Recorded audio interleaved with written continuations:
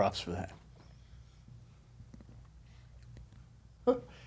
Welcome back to another episode of Black Ice Reality Check. We got the bad boys of the internet, hated by some, loved by a lot, maybe vice versa. We have Rollo Tomassi and Michael Sartain, right? Yes. Spies by others, the pirates of the internet, right? Yes. Okay. Dressing for the job I want. And it's kind of it's kind of a surprise because me and Michael and Rollo, we've been trying to get together. I've been trying to get them on my show. I had the luxury of being on their Access Vegas. Access Vegas. I didn't talk a lot. Somebody took command of the show. Yeah. I can't remember her name. Gia Mia. Shout out to Gia Mia. Gia Mia. Like, I'll be honest with you. Gia Mia, so for those of you guys who remember, she started screaming at me, and basically what she was doing was trying to pave a way to say astrology was real. That's where that whole thing was starting. She was laying the groundwork for that because she only came on there to argue in favor of astrology. I'll show you the text messages. And what happened was she became so unhinged, and she doesn't even know this. I actually feel bad saying this, but like some of her coworkers came to me and be like, dude, I can't believe you fucking dealt with that. That was crazy. No, you were like heated. You were heated. It took me a while. If you go back and watch, there was 3 times where she screamed at me and I didn't say anything. And then finally I got to the point where I was like, there are people who like spend their whole life getting PhDs in cosmology and astronomy and astrophysics. And you're just saying, we don't know shit. And I'm like, yeah, we do. It's just so like, I understand about people not trusting science. What I have a problem with is if somebody spends their entire life studying virology, studying anthropology, studying evolutionary psychology, or studying biology, and then all of a sudden you're just saying, no, we don't know anything about those subjects. Like, that's kind of fucking ridiculous. We don't know what we don't know, Michael. We don't know it. I see this correlation going with these single women with cats, astrology, shout out to cats. And angel numbers. Yeah. And you see it. And what is the deal with that, Rollo? Do you know what an Enneagram is? No. What is an Enneagram? It's what the Christians use for like astrology now. I really? just became aware of this because when we were doing the numerology show, there's so much like hokum right now. It's like it's so easy to like get, especially in the internet age, because it's so easily like dispersed and disseminated right now. So you can have and God bless him. We had Gary the Numbers guy on not too long ago, but I will tell you the show was entertaining well enough, but I'll tell you the aftermath of it. Oh my God, I can't believe I'm still getting attacked on Twitter. The army and just like this, it's people say, oh, Rollo Tomassi, he's a cult leader, dude. Comparatively speaking, here, man, it's really interesting. So like, wow, I just talked to Adam Sostek today, and I'm going to debate Nick Fuentes sometime in August. And one of the Valuetainment? Yeah, valuetainment. One of the things you'll notice, this is the same thing with flat earthers, same thing with astrology people, and it's going to be the same thing with Nick Fuentes, who's denies the things happened in Germany in the 1940s. What'll happen is his audience, who's 30 times bigger than mine, will attack me personally, but my audience won't do the same to him. My audience will make statements about facts and figures, and his audience will call me a Rothschild or some Illuminati or Rockefeller or something like that. And the thing is, like I just want to start off with this because maybe some of your audience does believe in these conspiracy theories. My audience and my client and our audience and my clients specifically are soldiers, sailors, airmen, and Marines. They are engineers. Whoa.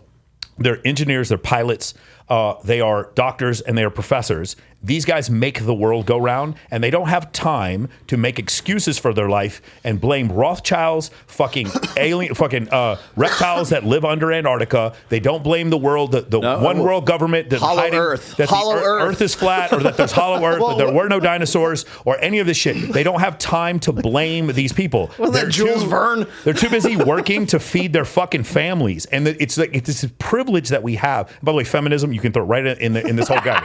Feminism, flat Earth, like it's the same thing. Like you can throw it right in there. I don't have the privilege to believe in things like what was the Kanye West thing about the Israelites, the African Israelites, Black Israelites, the Black Israelites. By the way, that's a whole group. By the way, it's like we don't. Again, you were a high draft pick. You played 11 games at Duke. You always knew you were going to play in the NBA, right? His dad played in the NBA. His dad was a really good player.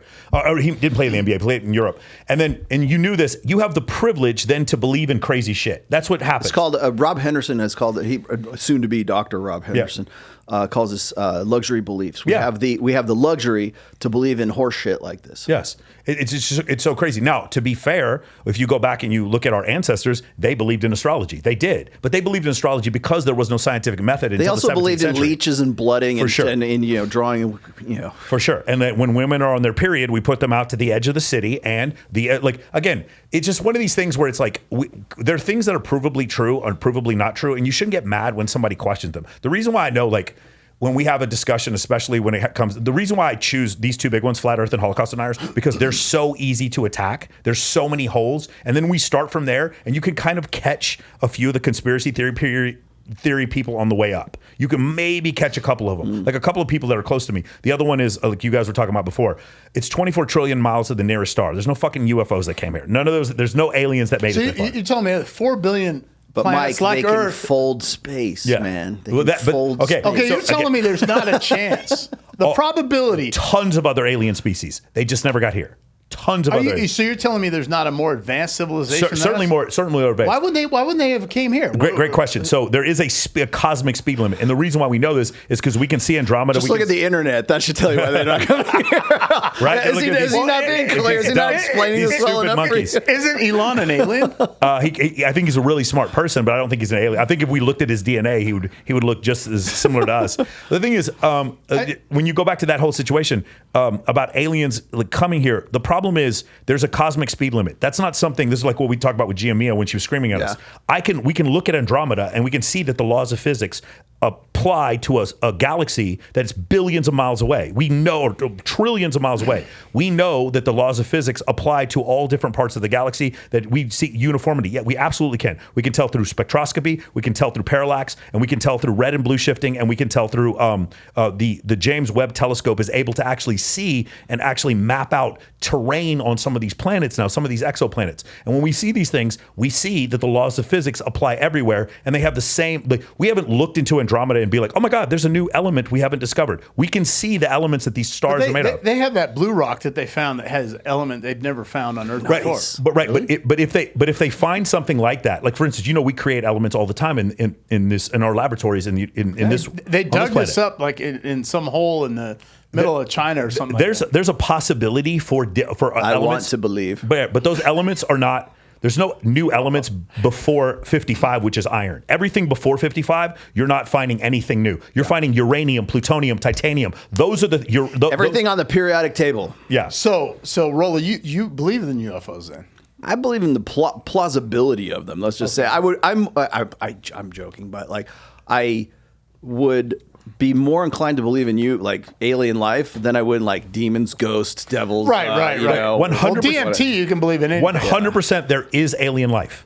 The alien life just isn't here. Now, here's the only exception I would give, and that is if we go to Mars, we dig in the ground, and we find microbial life that has the same DNA as us, then that would prove or be evidence towards a theory called panspermia, which means that life was not created from a primordial soup on planet Earth. But it actually was delivered here from other places. And there's actual viable data for that because we have these things called tardigrades on this planet that can survive in deep space. Daverick, I'm not saying it was aliens. Yeah.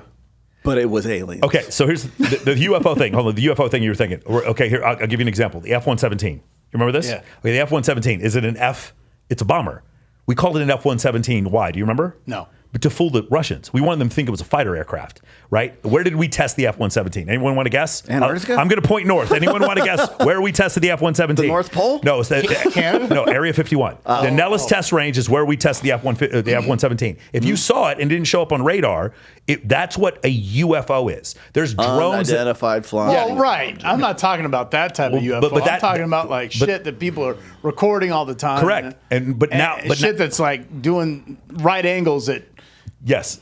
Speeds that now we have drones, we have deep fakes, all these things. From this point forward, unless somebody can give me 60 frames per second, 4K footage of this shit, I don't believe it. It's just so convenient that all these videos are taken with iPhone 4s. Not even that. Shitty. iPhone 4 would be an upgrade for most of this VCR. Shit. Well, they look like a camcorder. We can stream live 4K video from the surface of fucking Mars.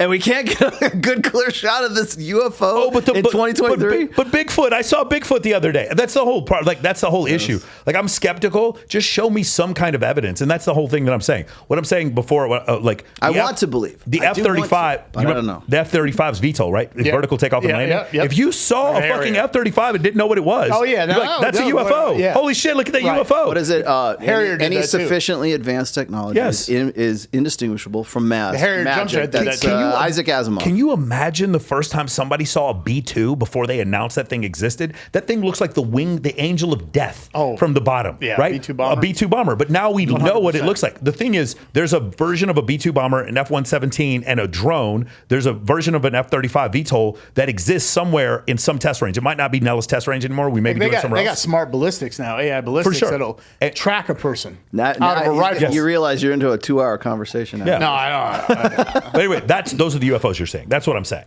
Right on. Those are the things you're seeing, and or a lot of people realize I can go viral on the internet by just deep faking stuff, and that's what they're doing. What I'm saying is you're seeing things, but they aren't aliens. There are aliens. They're just not here. That's what I'm saying. Yet.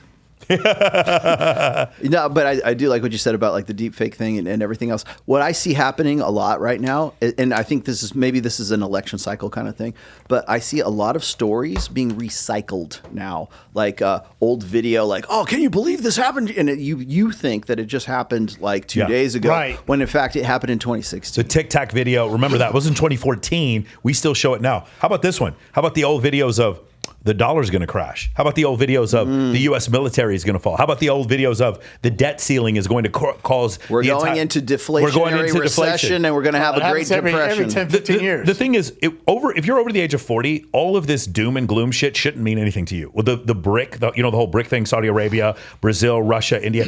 You guys, young people see that and they're like, oh, it's over for the U.S. dollar. We've been through this so many fucking times. But don't you agree that there's every great like the Chinese or the Romans, Egyptians, every great empire succeeds and falls. Yeah, for sure. But I still think we got how many years? That's because we want to see a cycle. We want to see a pattern. The way the United States doesn't happen that way, but we want to see a pattern. Yeah, we have a century. How much? The way the United States will end is the way that it ends on The Expanse. Do you remember? I think there is no United States anymore. No. It is. I think it'll die from internal. God, what a great show! Internal that is. Thank you for turning me on to that. The Expanse is my favorite TV show. I think I saw that. Yeah, the way it's going to work is we're going to get to the point where we 3D print homes where everything, like, you have an entire incredibly like. You end poverty from like mass producing food and 3D printing homes, and then it's just one world government. What did Reagan say that we will in our society from within? Mm-hmm. Didn't he say something like that? Sure, but that's what happened with the Romans. From the left. Can I throw something out here for The Expanse, because I'm just getting into I think I saw season 3. I'm seeing I've seen 2 episodes of season 3. And they've already introduced the character of the woman Anna, who is the priestess, or she's supposed to be a pastor, supposed to be a Christian, right? She is a lesbian married to another black lesbian with a kid that she's had with a lesbian woman. Yes. And I was thinking, oh boy, here we go with the wokesy thing again. And I go, you know what though? In the future, that's what will probably actually happen. Correct. It will be women running the religion. It will all be about love is love, and it'll be Jesus's divine direction for women to marry women and to be multicultural and everything. As I say, you know what? That's not too far from the truth. That's the way I could see it actually happening. That's anti-pro-life. Hold on, I'm sorry. That sentence. Not if you have artificial wombs, which is probably where the child was derived from 2 women. Well, okay. Or let's say within the realm of laws. No. If you read Ray Kurzweil, he believes that you're going to be able to take 23 alleles from 2 women and just create a baby, like a normal baby. You're going to have to gestate. Yeah. Because the thing is, the reason why you need sperm and an egg is because you need 23 alleles from the male and the female. Does that make sense? But you can still have, you could still theoretically take 23 alleles from a female and another female. And be able to create a baby. Now, they haven't figured out a way to do it, but once that happens, once men are fucking robots and women are having children with other women, then we're going to bifurcate into 2 species. Again, it's not me. Read the. And by that he means not men becoming actual robots, but actually fucking robots. Men having sex with robots. Yeah. Let me ask you something. Do you this is going to be so funny because we're going to record. Because I would have took that. Reminds me of Real Doll. That company Real Doll, the guy has in California. Oh, it's you know what I'm talking about? Much worse now. I don't want to have. They got robots dancing at Sapphire. At Sapphire. Yes. Now, here's the thing. Welcome to the future, my friend. Let me ask you future of jerking off. Let me ask you both something. In your experience, all three of us are over the age of 45. Well, in your experience, have you noticed that human beings tend to choose the easy way out or the hard way out? The easy way. Always. And where's the dopamine? And does technology allow for more easier ways? We go everything from the horse and buggy to the car to the transistor to the superconductor to where we are now. Moore's law. Right. Moore's law. You have Moore's law, but Moore's law ends at some point. Once you get to the width of a transistor, you can't get any smaller. So now the question is, it's so funny to me that people think there's any chance that men won't be fucking robots. 100%. 100%. They will be fucking robots. There is no chance. I mean, because it's movies easier. About it. Of course. My point is, like, I don't want to fuck a robot, but our grandkids, we're going to look, if we were alive to see our grandkids, we're going to be like, what the fuck is wrong with you little kids out there fucking robots? And what's going to happen is these people are going to go out and the women are going to be even more delusional. They're going to make even more money. We're going to have 75% graduation rate from women. They're going to look at these poor broke men and be like, you're too short, you're too fat, I don't want to have sex with you. And then the dude's going to be like, I'm going to go fuck my robot. I'm just going to go home and fuck my 4 robots. Why would I ever have to deal with a woman? That's, unfortunately, I think how this whole thing ends. And I know that's a very doom and gloom nihilist way to look at it. Because the escape will be better than your shitty Exactly. life. Yes. Artificial intelligence. But don't you think augmented reality? Don't you think that would create a need for women wanting to be with men more? Yes, some women for sure. Boy, so let's take. What about the robots for the women too? This is your show and we can do this. Let's take this to the next logical extreme. Oh, you can talk about anything on here. What happens when? I'm already shadow banned. What happens when, let's say, 2 generations of men have been fucking robots, they don't reproduce, and their DNA goes extinct? The guys who are left, what do those guys look like who aren't fucking robots and are still fucking real women? Because you still would need to have at least some sort of, I guess they would have to be drones or they'd have to be breeding stock. The alpha males come back. Because they're the ones who, like the guy who's like so alpha and good looking just naturally, he's the one who's like, yeah, robots are fun, but I like fucking women too, and it's not that hard for me to do it. You know what I'm saying? It's 10%. Like, yeah, it's the guy, it's the Australian male stripper who's 6'3" named Kyler, who just walks up to women. Outback Jack, who just sleeps with all. He's still gonna have sex with women, but what's gonna happen is everyone else is just gonna fall short. And the other part is, and I hear women say the same thing, is like, what if we want to fuck robots too? The thing is, have you seen the ChatGPT thing where you can text women using ChatGPT and they're like, oh my God, thank you for caring so much about me? You don't think that artificial intelligence is going to be able to like suss that whole thing out? It's so different. I can tell you why they won't fuck robots. Go ahead. Okay, here's why they won't fuck robots. Okay, so we already know what Viagra is, right? That's like to get your dick hard. That's the blue pill. Vasodilator. There used to be a pink pill.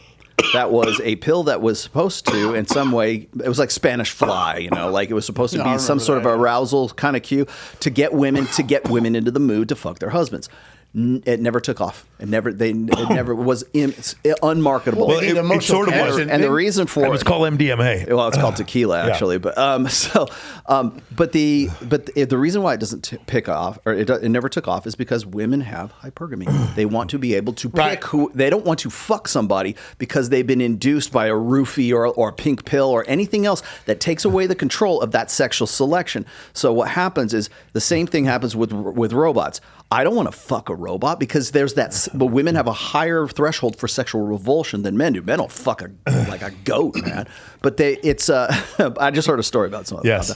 But the and you know who it was from? Yes. But the idea is that women have a higher, they're pickier, like it's quality over quantity. Well, don't they want an emotional connection as well, right? But you could produce that with a robot. But here's the thing: if Susan has that model of a robot, and this bitch Becky has that same robot, and this bitch Jennifer has that same robot, I don't want to have that same robot. Those guys, like, there's that selectivity. There's that. First of all, it's a social competition between women, but also it's the idea that that's not a real man. That guy has to earn, like we're talking about this right now. Like, guys have to earn the same again and half over for whatever a woman is earning to be even married, to be even an eligible bachelor for her to want to marry. So there's also the social and the beta buck side. The robot is not going to provide beta bucks. It's not going to be parentally invested. It's not going to protect her unless it's like a war bot, or it's not going to be provisioning her because she's doing that for herself, or the state's doing it for herself. The only function that the robot has for the woman is to fuck her. That's what it comes down to. I think they might do that. Fat chicks might get into the robot. Oh, yeah, 100%. I just feel like eventually you're going to have artificial intelligence will mimic it to the point where women are not going to, they're going to feel completely validated by the robot. I can't believe we're having this conversation. They're going to feel completely. They want robots now. What are we fucking talking about? The beta guys. They're going to be completely but the thing is, like, we're alpha in part because we had to lift things. The three of us. If you want to call the three of us alpha, we're alpha in part because there were challenges in front of us. There were women who denied us. There were things we wanted to buy. So there was money we had to earn. That's part of the reason why we're alpha. In the comments, like, those guys aren't alpha. What in the future, Alpha guys don't call themselves alpha. in the future, if we take away all that stimuli, then our bodies will produce less testosterone. And compared to our ancestors back in the 1950s, now they're already we're not producing alpha. less. Yes, they're already producing but less. you should expect that. Here's the thing: with the whole, they're producing less testosterone. The further we get away from the survival scenario, of course, you should expect. Like, again, imagine. I hate to throw him out like this, but Destiny. Imagine Destiny if he was born on a farm. Okay, but if he was born on a farm and he had to go out and slaughter pigs and fucking do this shit every day, and then occasionally go out and hunt and like dress deer and shit like that, his testosterone levels would naturally be higher because evolution would have designed would regulate. Oh my God, our muscles are fatigued. We need to produce more testosterone. He works behind a camera, so his testosterone levels are naturally lower. You do that over and over again. For 60 years of generation after generation, of course testosterone levels are going to be lower. You should expect that because it's not because of the plastic and the water bottles. Phytoestrogens. It's not because of this. It's because, well, it could partly be, but what I'm saying is the majority of it is going to come from the fact that we're further and further away from the survival scenario. I'll bet you, if you were to look at guys that were called frogmen back then, frogmen back in the 1970s and Navy SEALs right now, or if you looked at NFL players back in the 1970s and NFL players right now, the ones that aren't taking steroids, you would find the same level of testosterone. Because those are the high performers back then, and the high performers now who are closer. If you play in a football game, that's closer to the survival scenario. UFC fighter, firefighter, U.S. military member, infantry guys. I'll bet you if you measured their testosterone levels, they're the same. But if you go on the average guy, the one who works behind the desk, yes, his testosterone levels are going to be lower because the human evolution does not want you to have 1,500 free tests or total tests. Because if you do, you're going to stroke out by the time you're fucking 46 years old. If you just keep doing that, right? So what the evolution does is it slowly lowers your testosterone levels over time because the plasticity of your veins and arteries starts to go down. So you need less thick blood, right? So that's why it's supposed to happen. You're normally going to have that happen. Just what happens for these kids is that like they never need a lot of testosterone because they never lifted weights. They never got in a fight. They never played football. They never got under a bench press. They never did any of these things. There's no environmental stress. Correct. There's no environmental stress. They just feel cortisol in from their kidneys. They feel the stress hormone because they're typing against somebody on Twitter. They're not getting into a fight at recess anymore. And so that's why their bodies don't produce as much testosterone. Time out, kids. And that's the reason why. So where do you think we're going now with all these women, like the whole 2030, 50% of women are going to be childless and unmarried? How far are we going? Oh my God. Oh my God. That's what you look like when you sorry, kids. Beware. Oh my God. So we're going to this whole society where there's a separation. Yeah. And I want to bring this into it because I see the left, the wokies, the liberalism, the women going this direction with the beta guys, and then you got all the other people going this way. Yeah. And how is that affecting this whole 2030, 50% of women are going to be single and childless? I mean, where do you see this going? Is this going to end? Is it going to end? No, it's going to accelerate is what it's going to So you think it's going to be like to the point where 80% of these women are going to be. We're already there. That's it. So I, when I was writing religion, there's a big fat chapter in there on marriage, and I'm going to quote my good friend Aaron Clary right now from his book, his really great book, and you should buy this book, The Menu. It is a sort of an essay and a dissertation, I should say, on how we live in a post-marriage society right now. So when I go and put out a halfway serious, halfway trolling tweet that people have to try to figure out whether I'm serious about getting a vasectomy at 20 and avoiding marriage and avoiding family creation and everything, clearly I'm not for that. But the thing is that just by me saying that, it is reminding people of the fact that we live in a post-marriage society, and we're still trying to figure out what the fuck to do after 22 and a half years in the 21st century right now. So what we're doing, like when I say I'm not I'm not against marriage. I'm just against the way we do it now. The way we do it now is the 21st century way of doing it. When I got married, it was in 1996. And I'm not saying, oh, well, things were different than when you were. No, I'm just saying that things have like definitely progressed or regressed, I guess. But we're trying to figure those things out. So what do we get? We get a thruple. We get poly. We get closed on her end and open on my end. Let's slow down on the thruple thing. Yeah, I'm not saying. Okay. So by the way, that's not a judgment call. Yeah. I'm not saying it's good or it's bad. I'm just saying the reason why we're entertaining these ideas or these relationship alternatives right now is because we live in a post-marriage society. But we live in an age, at least in the United States, where the marriage rate is 5.1 per 1,000 people right now. That is the lowest rate in recorded history from as far back as 1848. Do you feel like there's a lot of people in long-term relationships that aren't getting married, like myself? I've been in the same person for 4 years. It seems safe. Like you can find a level of equilibrium. But see, Nevada, there's no common law. The fact that you're asking me this question right now means that what we were doing in the 21st century or the 20th century that we think should be the right thing to do, people are questioning that right now. So what are the alternatives, and what is driving and what is incentivizing the decisions to say, you know what, maybe this is a better idea? Because men get fucked. We get fucked. Women are rewarded. Men get fucked, but women are also looking for a man that doesn't exist. They're also looking for a guy who is the top. They're looking for Justin Waller. No, I'm not gay. Thank you very much. 4.5% of the 4.5 percenters. Those guys. Okay, that's who they believe they deserve. But also, I feel when women hit their menopause, they get 40. Yeah. They got the house, they got the vehicle, they got the money, they have the children. I don't need this asshole anymore. Yeah, I'm going to cash in. I want hot sex with Jason probably Momoa. Before 40, but yeah. And so Nevada, there's no common law marriage in Nevada. Yeah. And prenups aren't holding up anymore. Yeah. I'm seeing guys have never held up. Guys are getting screwed. I hate it. So for me, it's like, look, I like the idea of being together. I better not say it this way, but she calls it the Mexican. She's Mexican. She calls it Mexican marriage. Mexican marriage. They're together, but they're not legally married. I said, I'll do the ceremony, but I'm not signing a contract anymore. If I'm going to give up $4 million of all this money and all this business to a partner, and I have a 51% chance that you're going to walk, 75% of the chance is going to be you leaving, 51% chance that the divorce is going to happen. Yeah. But there's a 75 to 80% chance that you'll leave. You're going to take not 50%. You're going to take half and the fucking house, and I'm going to have to go get a shitty apartment and be a weekend warrior dad. I was talking to our friend Joe back at the apartment, and we were discussing like how these guys we're discussing putting together some sort of program through MOA for guys who are 45 to 65 years, and primarily that's the prime age for men who will let's say self-delete.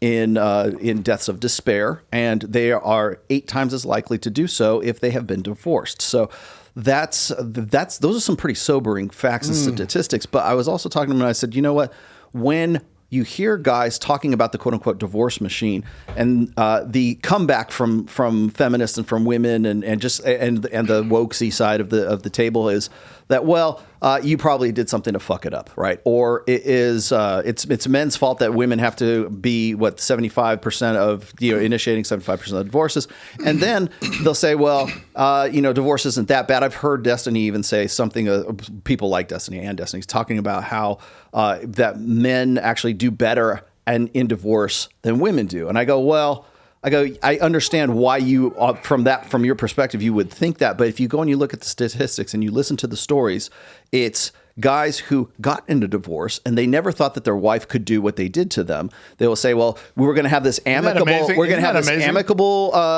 divorce. And until we got to the divorce table, and her attorney said, take him for everything you can, because it's in her incentive to get the most out of this guy and turn him into an absolute monster. I paid $3,500 a month of spousal support for 3 years.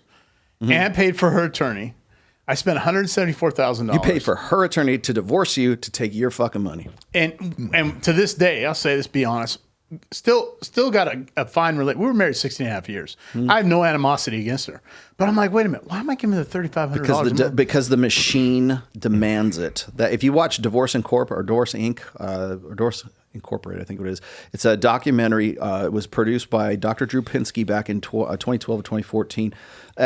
Granted, it's about 10 years old now, but like the machine, it goes from the time you get married to the time you get like you're separated, finally divorced and everything. And it interviews divorce attorneys and saying like it's in their best interest because they're billing you by the hour. Oh, yeah. To keep you on the hook and keep you going as far as they possibly can and drag it out as much and get as much out of that as they possibly can. So there's incentives to do that. That's number one. The other thing is once you are divorced, what do we say? 86% of primary custody. Let's clarify here. We're not saying sole custody.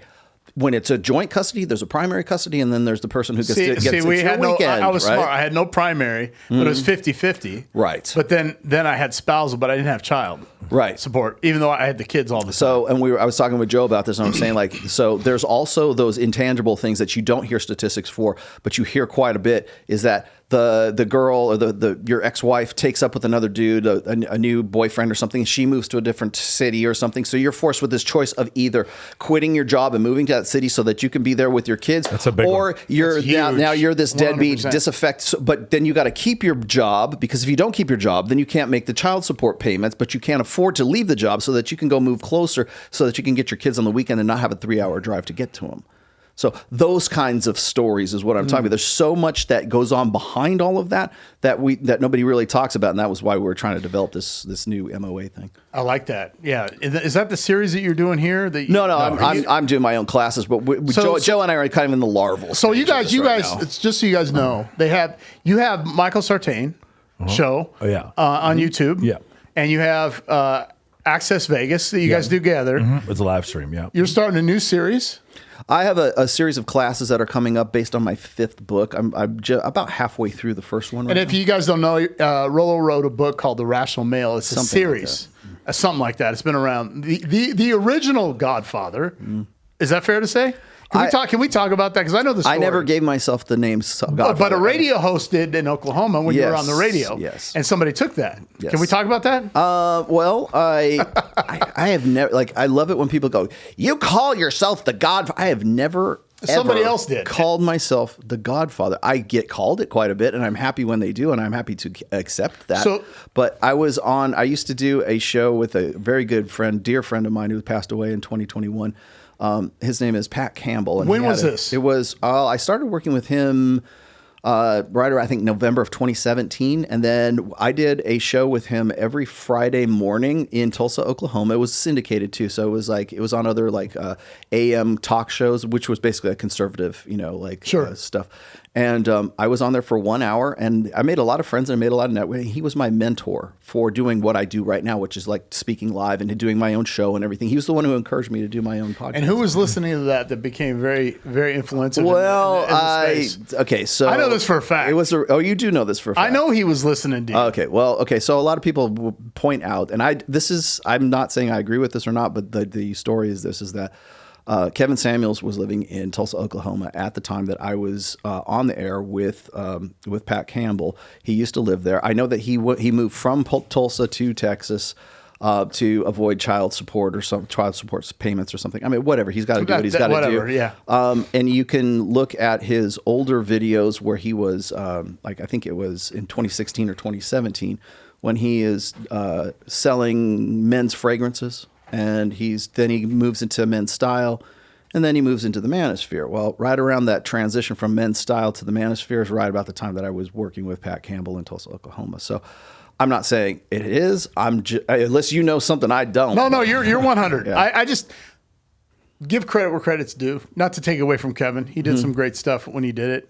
But I get a lot of my material from you, Michael, Andrew. I've created very little things in this space. Everybody stands on the shoulder of everybody else. So exactly. I don't want to. I'm not going to take like 100%. No. But I'll take credit for codifying it and putting it into a book. I will take credit for participating in conversations with millions of other guys on the SoSwap forum from 2002 all the way up to 2013 when the book was published. yeah. Okay, So as far as Godfather is concerned, it was Pat Campbell used to introduce me as Correct. Rollo Tomassi, the Godfather of the Manosphere, and that's what it's. That's I just wanted to clarify that. He introduces me as the bastard redheaded stepchild of the Manosphere. This motherfucker. That's what I'm called. So here now I'm going to shift Grand gears. stepchild. Well, and and by the way, to his credit, I want to point this out too. I'm going to give you a compliment here because, like, we were on Adam Sosnick's show, and some son of a bitch, I knew this would happen eventually. Somebody super chats in and says, "Oh, it looks like Rollo's finally handing over the crown to someone else." And I was going back to the hotel after that, and I go, you know what? I can't think of any other person I would rather pass the crown to than this guy right here. Although he's 45, so it's not going to be for very long. You better use it while you got it, Godfather. So you can have it. Please, somebody else take this. The bastard step grandchild of everybody thinks I'm a vasectomologist, so please, you get it now. So I want to shift gears here. Michael, I know that you and Rollo both have had some challenges on podcasts and off podcasts with Sneeko. Oh, I like Sneeko. I had dinner with him twice last week. I like challenges. He's fine, but the thing.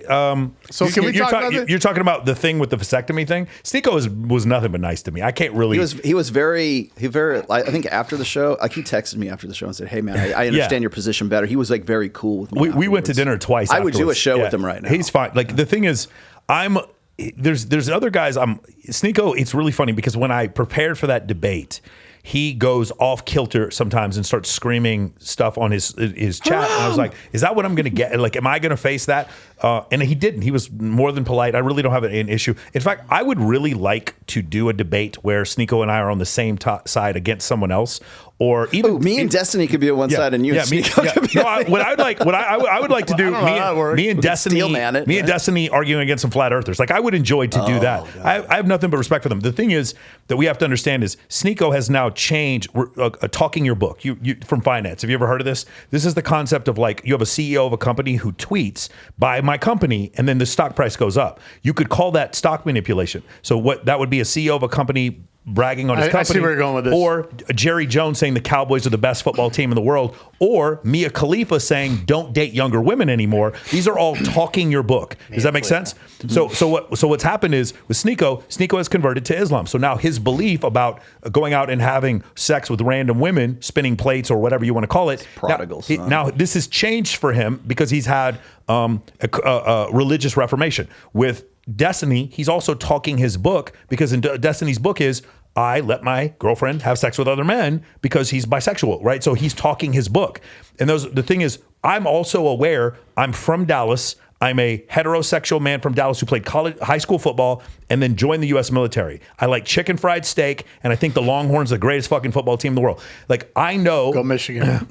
but you guys, you understand we're biased. Yeah. Like, if I were to ask you guys, what's the best country in the world? Like, you guys, of course, you're going to say the United States of America. Who's got the best military in the world? We are biased in certain ways, and we all talk our book. So our disagreements with Destiny all ended up coming down to he believes that the way men have sex with lots of women is just by going out and trying to have sex with lots of women. And our argument is the way that men have sex with lots of attractive women is by frame, money, muscles, game, frame, looks, money, status, whatever those alpha qualities are. But it got so to the point with him, he denied that these alpha qualities even existed. Now, you saw that picture of Destiny earlier. He's not going to, right? But Destiny, he's going to get the leftovers, right? But Destiny bangs a lot of girls. But why does he bang a lot of girls? Because he's fucking famous and he's rich. Money. Like the biggest. He's got two of the three in the trifecta. But if he wasn't, he doesn't have the arrows in the quiver exactly to do what he needs to do. The biggest argument against Destiny's position is Destiny.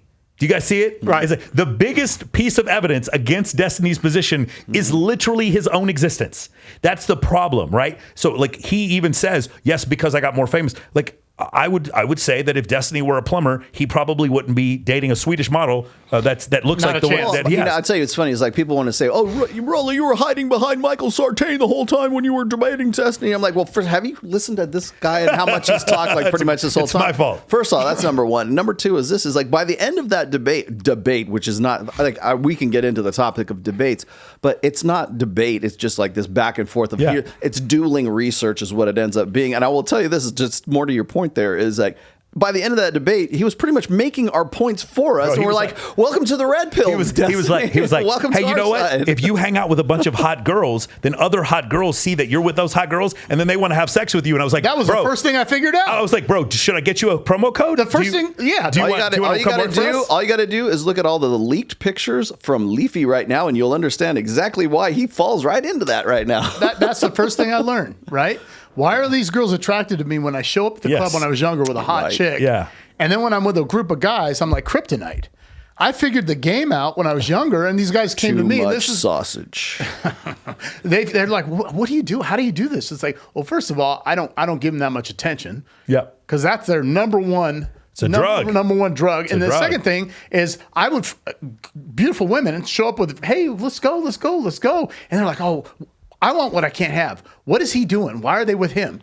They're like, and so they change the narrative. Like Destiny will change the narrative. Sneaka will change the narrative. Whatever is expedient for them at that particular time. Like right now, there's like this leak of pictures of his wife before they even got together when she was in OnlyFans. I'm not saying go out there and look for it, but whatever.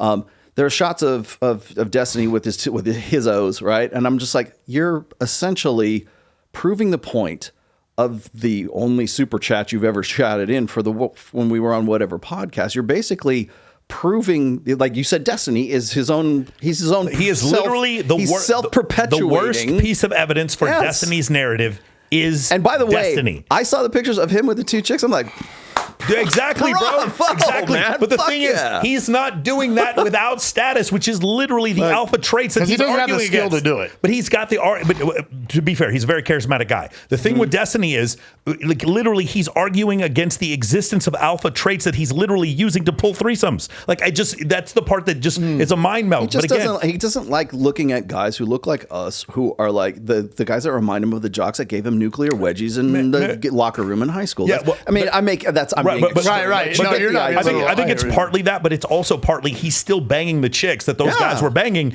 And from his standpoint is like, again, talking your book. Destiny looks like, again, I'm not saying he's not a bad looking guy. He's just not super tall or muscular, and he has blue hair. In his situation, Destiny looks at him and he's like, I remember Chad from my high school, and now I'm banging girls as hot as Chad. Therefore, that disproves that all alpha qualities exist. Except he's forgetting the fact that he is charismatic, he's highly intelligent, he's rich, and he's fucking famous.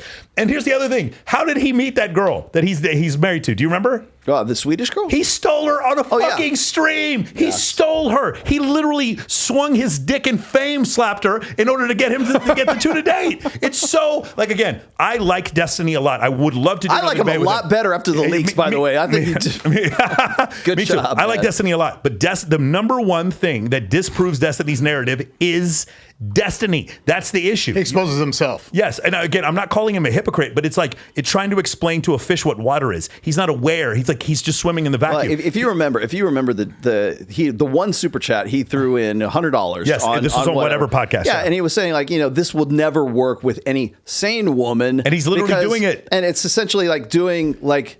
Especially the leaks, especially like now I kind of go, okay, now I get it. But like at the time, he's like calling you out for like, oh no sane woman would ever align himself with what you're doing. And so, Kylie's sitting right next to you there. And I'm looking at this, I'm thinking about this, and I'm watching the leaked pictures. I'm going, that's you. This is you right here, you right sleep now. with other women. You sleep with other women. You paid $100 for this? Like, you understand? Like, I done it for free. We're like complimenting you. You're banging hot chicks, explaining that no sane woman would allow you to bang hot chicks. Namaste. You are literally you are exhibit A to disprove your own theory. Class dismissed. And by the way, it's awesome. Yeah, no, dude, we like awesome, great job. Like, except for my homies fucking my wife, except for that part, like he's got a pretty good gig, bro. You get to do streaming and just talk and express yourself all day, and these people like love you and give you a fuck ton of money. That's awesome, bro. You know how we can improve his brand though? We can get him on TRT and we can get him in the gym. He'd fucking be unstoppable. Could you imagine, bro? But maybe dye the hair. But the problem is, it would further disprove his own narrative. That's why he's not going to do it.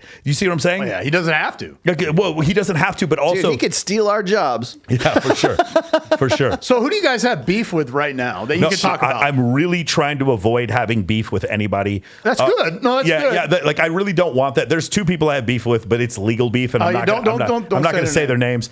The thing is, I want. It's very difficult for me to listen to Nick Fuentes say the Holocaust didn't happen and that black people and white people should not have babies. Like, it's hard for me to say that. I wouldn't be here. Right, exactly. It's hard for me to listen to that and be like, okay, bro. I just wanted to put that on the record. I was like, oh, and then like we're gonna go to dinner together and be cool. But I will. I'm gonna try as hard as I can to do that.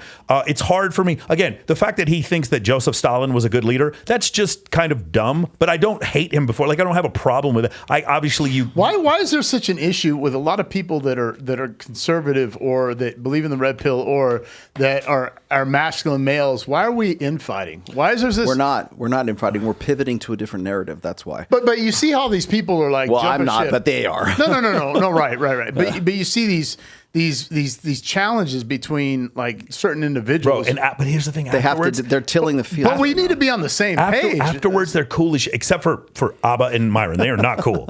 But like for the most part, like they're cool after. Like Gary went off after us, fucking just trashed us on Twitter and asked us to dinner afterwards. That's just kind of how the internet works. It's called kayfabe. Do you know what kayfabe is? I've never heard that. Yeah, it's the Ultimate Warrior versus Hulk Hogan, and then we believe they hate each other, but they don't hate each other. In the back, they swap wives. The worst thing you can do is give away the kayfabe, break character. That's exactly right. Like when I hung out with Sneeko afterwards, I was like, okay, now I get it. Like I understand how this is. Like when Andrew Tate, I had no idea. When Andrew Tate and I text versus how he sounds on the shows, they're totally different. Like and I'm not saying that he's being disingenuous. It's just that's what his audience wants. He's going into character. That's exactly what his audience wants. My audience does not want to watch me rescue cats, but that's what I do. I rescue cats. I fucking love animals. I rescue greyhounds. Yeah, he rescues greyhounds. My audience doesn't give a shit about that. I get nothing but cat pics now. I call them pussy pics because I did the joke about women with cats. Yeah.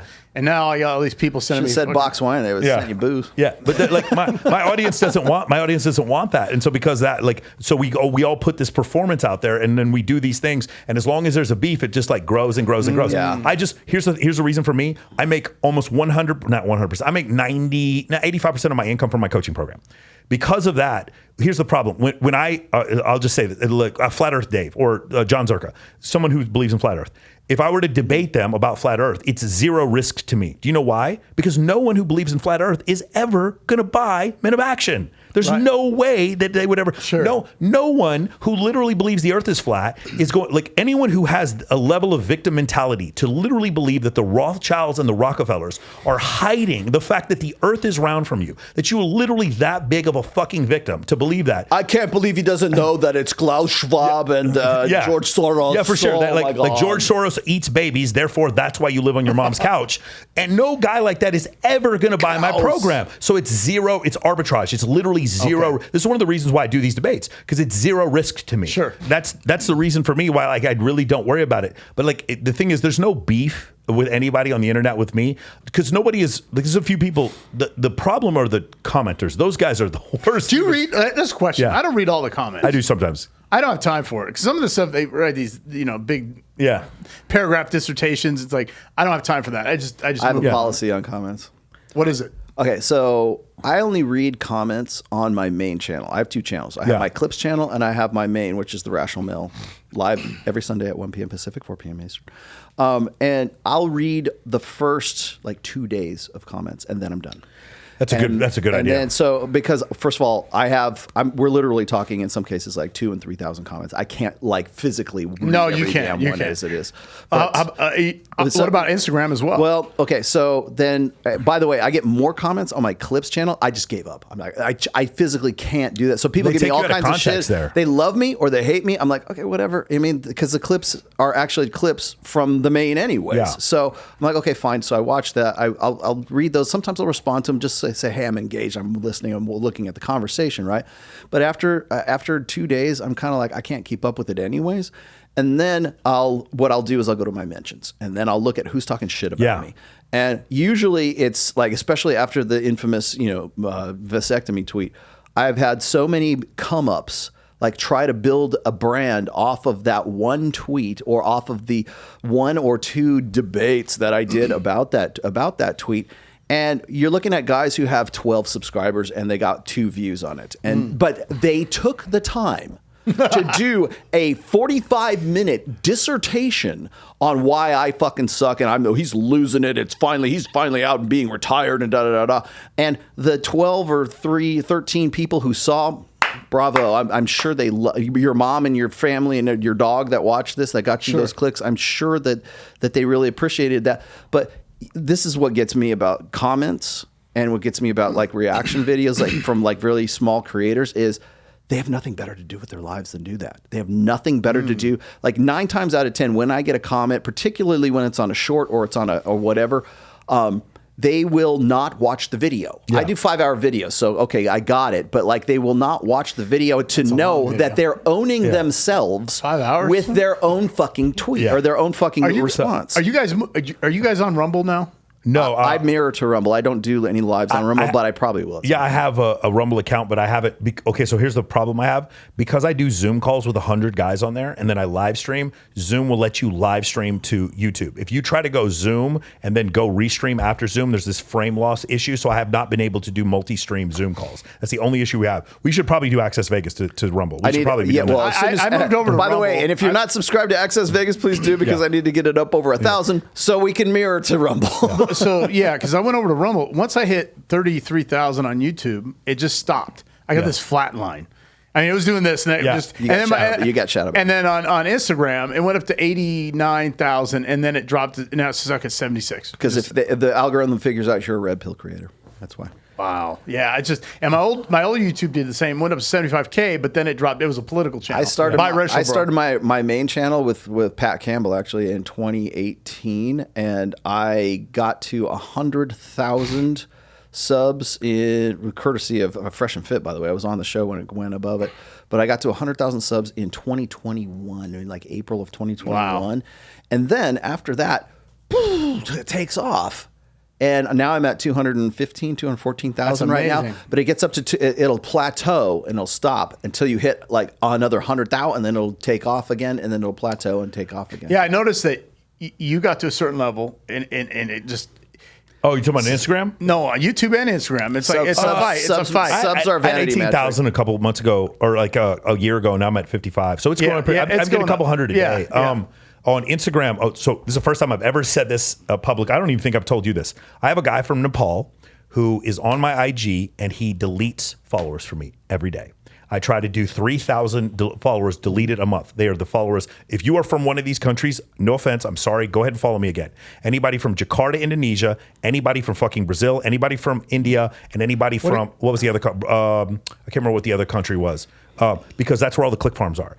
And so what's happened is, when you post something on Instagram, it shows it automatically to 2% of your followers. If those 2% of followers include people with Cyrillic or Arabic alphabets that don't engage with your content, those are just wasted impressions.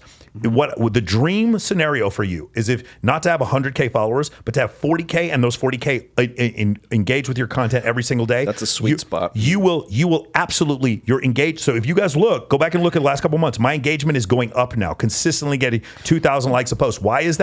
Because I'm deleting followers. Now, as I'm deleting followers, I'm also gaining followers. So I'm like stuck at 109, 108.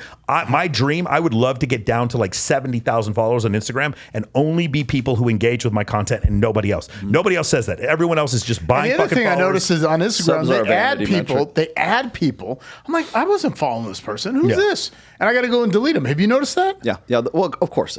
I mean, especially when it comes to, they do that on Twitter. They will do that on like pretty much. Oh, I started a new Twitter because they want you to engage with like people who first of all, they'll like those big tech. No, I'm getting all these Chinese people I'm following. I don't even know. And they all have Chinese. and they all have numbers in their names and stuff. Yeah. And I'm like, who's this dude? Yeah, so I have my guy deletes those people. Yeah. If he sees Chinese, Cyrillic, Arabic, or anybody from India or anybody from Brazil, he automatically unfollows them. Brazil's bad, huh? Yeah.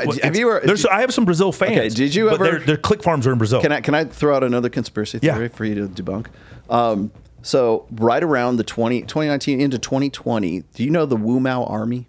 No. Okay, I hope I'm saying this right because I got this from Alex Jones.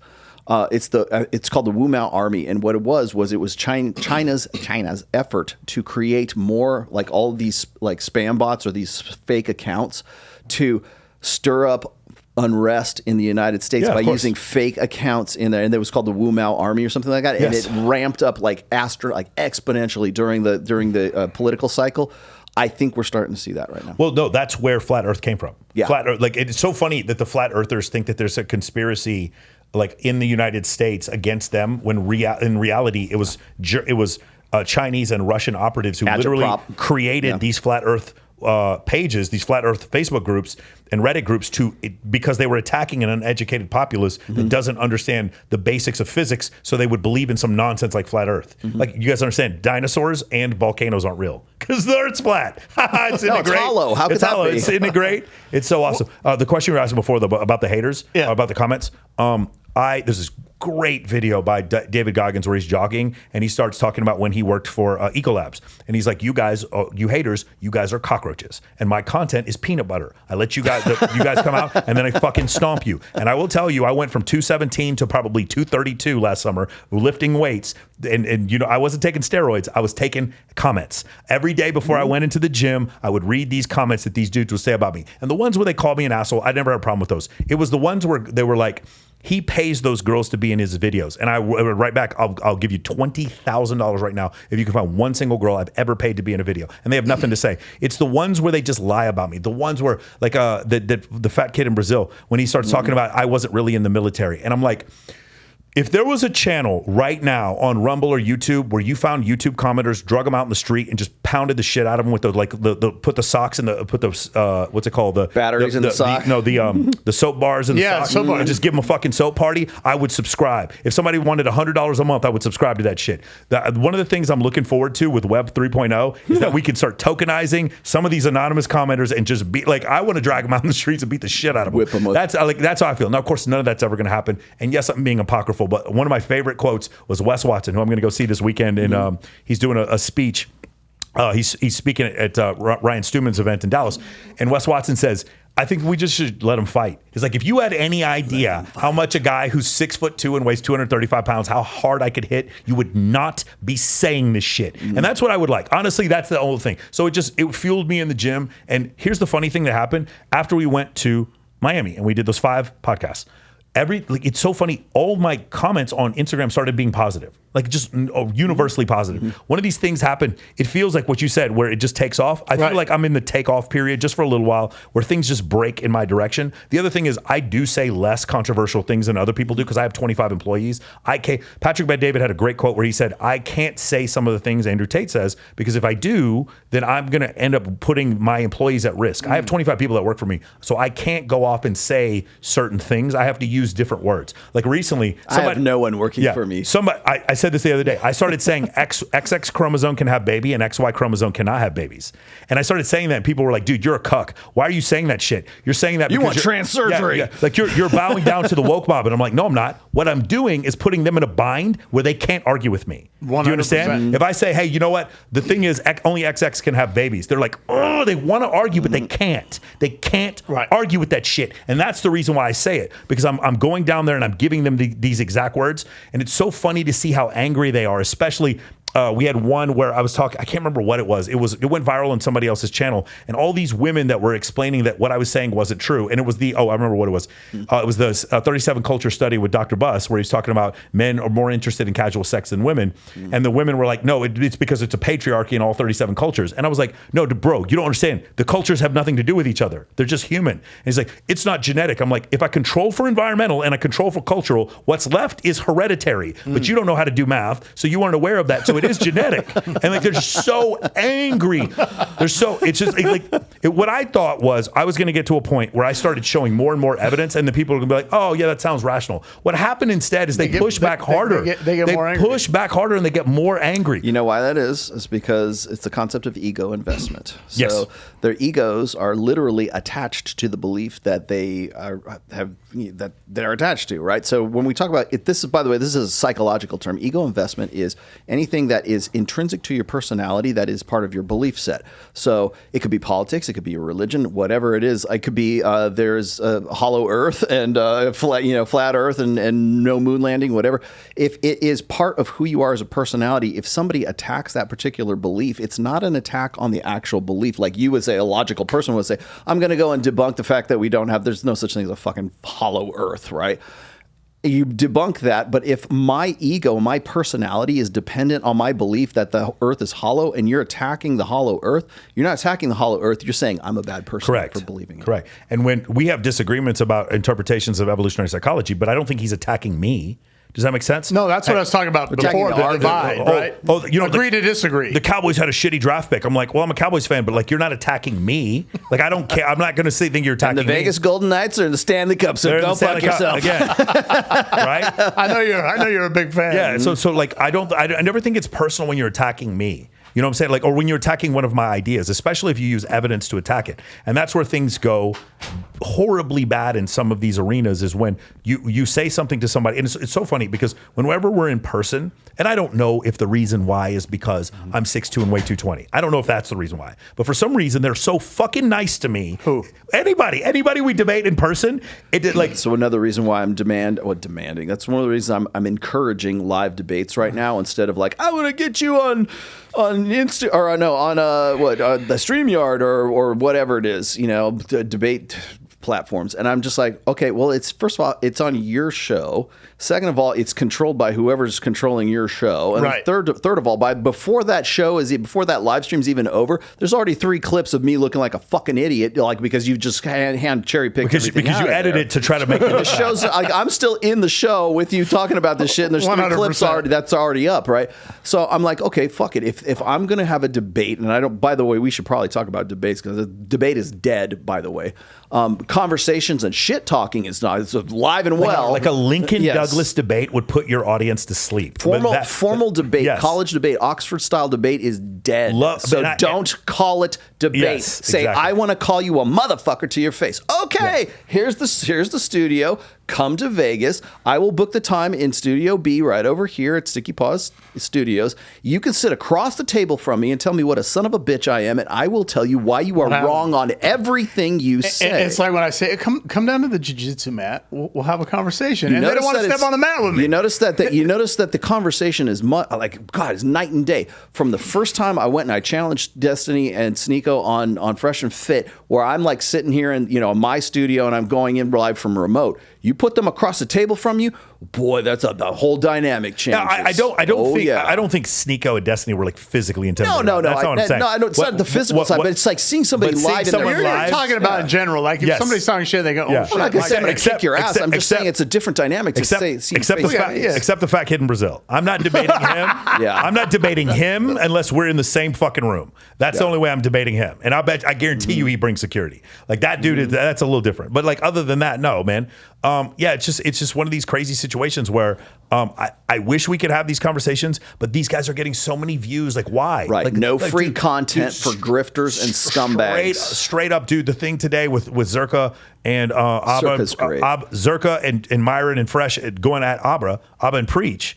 You know what I'm saying? Like what's up with that? That was big. Man? I mean, they don't like each other. I can tell you exactly what that's about. I mean, Abba and Preach just straight up turned their back on. Okay, I was there when this happened. That's why I know. I was right there I was staying at the Centric when this went down. It was in August of 2021. Prior to that, in April of 2021, Abba and Preach really loved Fresh and Fit. They were on the show. They participated. If you watch my last show from last Sunday, I usually put a series of clips before I started on my main show. The first clip was Abba on Fresh and Fit talking as if he was Myron himself, like saying, you ladies are this and you self-entitled and da-da-da. And he was like holding them accountable, and everything that he hates about Fresh and Fit, he was mouthing those right there. He wanted desperately to be part of this new manosphere thing that was going on, right? So flash forward to August of 2021. I'm there. I had just done a very hard-hitting EPAR culture, forced sexual copulation, whatever, grape culture thing. And so we had just like hammered this home. And that's when Abba and Preach came at Fresh and Fit. And it was the first time, at least that I was aware, that they got in. Why? Okay, I'll tell you why. Because they wanted clicks, because they wanted engagement, because they wanted some notoriety, and they were the first ones to fight. There was like a shot across the bow. So all these people who used to be part of Fresh and Fit's crew, all the people who weren't about it, suddenly come out of the woodwork. Then you've got Hafiz from the Roommates. Then you got even Mike Rashid, who was part of the Manosphere until he didn't want to be part of the Manosphere anymore.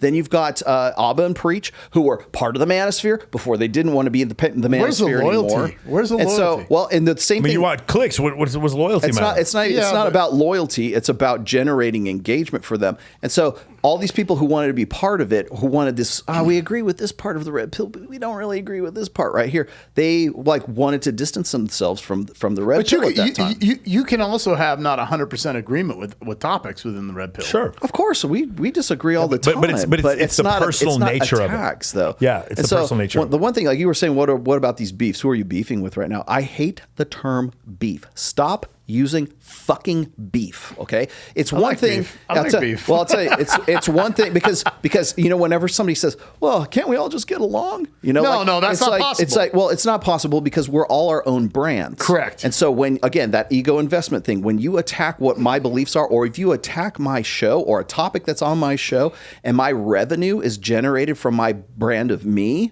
then you're not attacking whatever the topic was. You're attacking me and my revenue stream and my livelihood. That's what all these motherfuckers are talking about when somebody goes after them. And so this faction is on his side and this faction is over here on this side. So you have this atomization that occurs every once in a while. There'll be a flare up, like when I did the vasectomy tweet. You saw the factionalization crop up, and it's great because you want to talk about putting peanut butter on the floor so the cockroaches come in. That tweet was peanut butter on the floor, man, and everybody comes out of the woodwork, and I know who my fucking friends are, and I know who it's not now. And as a result, what happens is these guys who saw the Manosphere as being this great new frontier for them to like develop a brand on. If you look at Adam Sosnick, he didn't have a show until I showed up on that show, and I'm not taking all the credit for that because he did a lot of work. He didn't. But every time I went on there, numbers spiked. I went and did Jedediah Bila, our first show in July of 2022. Yeah. We went at it, and then by December of 2022, she was on board with Andrew Tate. She loved Fresh and Fit. She was all about that stuff. It's why? Because she understands the profitability of being in that sphere. Was she with Valuetainment then? Yeah, she was by that point. And she went from having maybe 10,000 followers to clearing 100,000 by January of this year. She's killing it. Yeah. Right. Because that Manosphere is fertile ground for a lot of people who don't necessarily have anything to do with the Manosphere. That's why you get Destiny and Sneeko and the rest of these guys who come out of Twitch. They come into the Manosphere and they go, fuck, this place is great. Let's talk about bitches and hoes, right? That's how you get whatever podcast. That's how you get Pearl. That's how you get Purple Pill podcast. Wasn't Brian That's how you get all that Wasn't stuff. Brian doing street talk? He was doing prank videos. Prank videos with so feminists. When you see he has 4 million followers or 4 million subs, 3.5 of those are from his prank. Yeah, he was on the street don't call me a woman or don't call me a guy. But to his credit, 500,000 of those are from the 1 year of being in the Manosphere. Now that we're switching to this culture war narrative for the election side, the pre-election cycle right now, you're going to. I made this prediction back in December on Rule Zero, my other panel show, and I said you will not recognize the Manosphere by August of 2023. And you know what? I was wrong. Because it's going on right. It's right now. We just had this right here in June. Well, here's the thing. I always talked about politics regardless. Yeah. I always talked about the racial identity politics being black and white. Yeah. I'm not going to stop talking about that. No, but I'm not going to go. Here's the difference between me and you, okay? I only talk about red pill stuff. Then people say, well, you did a book about religion. Yes, I will talk about religion. I will talk about politics. I will talk about race.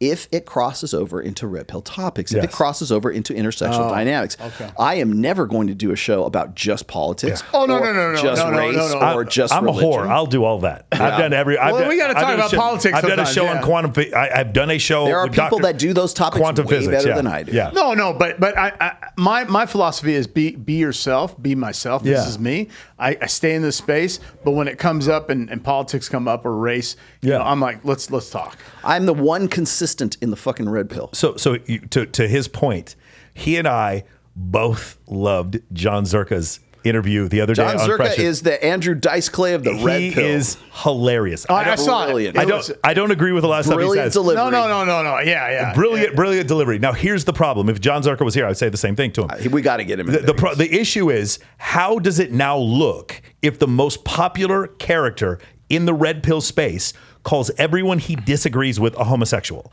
How does that work? Every girl a whore. Every girl's a whore. Every person he does. Now, again, I love his Not a content. hoe, I can't a stop listening to his whore. shit. It's hilarious. He's terrific.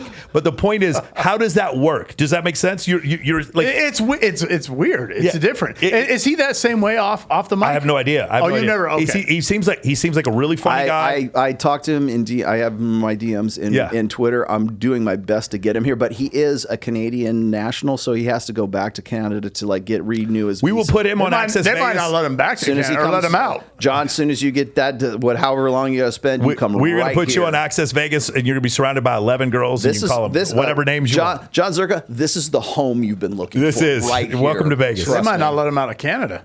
It's crazy. They will. But the point is, They don't want him. But you understand? Go be an American. Good point, right? Get out of here. Do you understand how we're complimenting him as a content creator, but at the same time, if he's going to be the face of Red Pill, it's kind of over. You understand what I'm saying? It's not really a movement anymore.